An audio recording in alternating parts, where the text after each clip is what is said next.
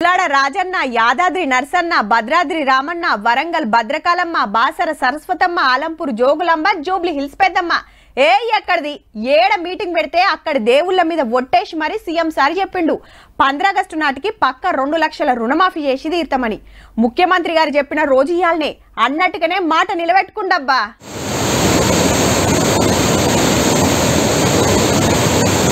ముఖ్యమంత్రి సారు మంత్రులు వచ్చి కట్టుకొచ్చంగానే పంప్ హౌస్ కెళ్ళి ఇట్లా దుంకింది గోదారమ్మ.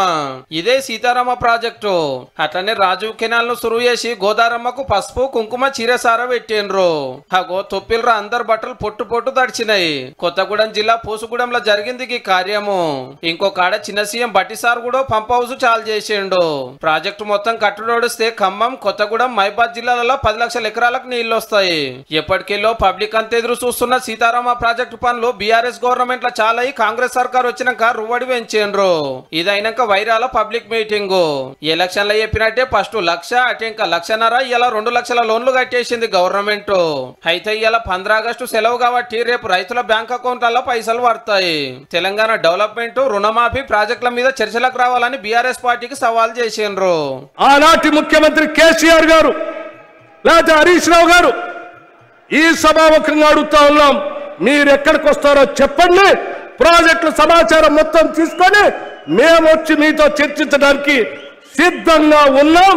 మా పార్టీ తరఫున బట్టి గారు, ఉత్తమ్ గారు వస్తారు, హరీష్, కేసీఆర్ ఎవడెవడు వస్తారో, లేకపోతే బామార్తులు బిల్లా రంగాలు వస్తారో, ఏ సెంటర్ అయినా ఏ చౌరస్తైనా అమరవీరుల స్తూపమైనా మే సిద్ధం. మీకు సీము నెత్తురుంటే చర్చకు రండి. అయితే అప్పట్లో రుణమాఫీ మీద హరీష్ రావు సార్ తోటి ఛాలెంజ్ చేసిండ్రు కదా, దాని మీద హరీష్ రావు నీకు సీము నెత్తురుంటే, సిగ్గు లజ్జ ఉంటే రాజీనామా చెయ్యి. ఇవాళ నువ్వు రాజీనామా చేయకపోతే అమరవీరుల స్తూపం దగ్గరకు వచ్చే ముక్కు నేలకు రాజు కాంగ్రెస్ పార్టీ మీద సవాలు విసిరినందుకు తెలంగాణ రైతాంగం క్షమించండి. తెలంగాణ పబ్లిక్ ను కాంగ్రెస్ పార్టీ మోసం చేసిందని కేటీఆర్ సార్ అన్నందుకు గిట్లా అరుచుకున్నాడు సీఎం రేవంత్ రెడ్డి సారు. ఓరి సన్నాసి, అసెంబ్లీ ఎన్నికల్లో 39 సీట్లు ఇస్తే పార్లమెంటుకు వచ్చే వరకల్లా గుండు 0 ఇచ్చిండ్రు. ఇంకా మీ బుద్ధి మారలేదా? ఇంకా ఈ అబద్ధాలు మానరా?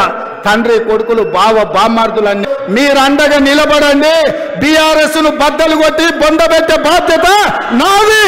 సమూలంగా నేల మట్టంగా పెకిలించి బంగాళాఖాతంలో బీఆర్ఎస్ ను ఇసిరేసే బాధ్యత నేను తీసుకుంటా. ఇక 3 వద్దులైతే రాకల పండుగే. అన్నలకు తమ్ములకు రాకలు కట్టడానికి అక్క చెల్లెళ్ళు అమ్మగారింటి బాట పడతారు. ఇన్నొద్దులంటే బస్ కిరాయిలకు పెన్మిటికి పైసలు అడిగేటోళ్ళు, కొందరు సతాయించి ఇచ్చేటోళ్ళు. ఇప్పుడు టికెట్ లేదాయే, మంచిగా ఆధార్ కార్డు చూపిస్తే 8 ఊర్లైనా తిరగొచ్చు, 7 రాకలు కట్టి రావచ్చు. అయితే బస్సులో కూర్చొని ఒక ఎరో ఉల్లిగడ్డ ఒలుస్తున్నట్టుగా సరే ఖాళీ కూర్చున్నా, ఎందుకు ఈ టైం అంతా వేస్ట్ చేయాలని చేసుకున్నారేమో. అదేమన్నా తప్ప? అల్లం వెళ్ళిపోయి తీస్తే తప్ప? అది కూడా తప్పుగా చూపించారు. నేను మా సీతక్క చెప్తాను, అవు బస్సులు అల్లం వెళ్ళిపోయి తప్పని మేము ఎక్కడన్నాం అక్క, మేము అనలే. కాబట్టి దానికోసమే బస్సు పెట్టిరని మాకు తెలియక మేము మామూలుగా నడిపినాం. ఇన్ని రోజులు మాకేదో తెలియక పాపం. ఆడోళ్ళు ఆర్టీసీ బస్సులో ఫ్రీగా పోతుంటే చల్లగా ఏసీ కాలర తిరిగే అన్నగారికి అస్సలు జీర్ణమైతలేనట్టుంది. ఎంత చిరకం చేస్తున్నాడో చూడండి. మనిషికో బస్సు పెట్టు, మంచిగా అంత కుటుంబం పోయి మంచిగా కుట్లు, అల్లికలు, అవసరమైతే బ్రేక్ డాన్సులు, రికార్డింగ్ ఏం చేస్తారో చేయండి, మేమెందుకు అద్దటం. ఇన్నరా ఏమంటున్నాడు? ఆర్టీసీ బస్ లో రికార్డింగ్ డాన్సులు చేస్తున్నారట తెలంగాణ ఆడబిడ్డలు. ముచ్చట తెలవగానే సీతక్క గట్టిగానే అరుచుకుంది. తెలంగాణ మహిళలు రికార్డింగ్ డాన్సులు, బ్రేక్ డాన్సులు చేసేటోళ్ళలే కాగుపడుతున్నారా అని జో పిడిచిపెట్టింది. మీ ఇంట్లో కూడా ఆడపడుచుంది కదా, మీ ఆడపడుచులు అందరు బ్రేక్ డాన్సులే చేస్తారా బస్సులు ఎక్కినప్పుడు? ఆ పదము అనేది నీ నోటికెట్లా వచ్చింది కేటీఆర్ అని నేను అడుగుతాను. ఇదేనా నీ సంస్కారం?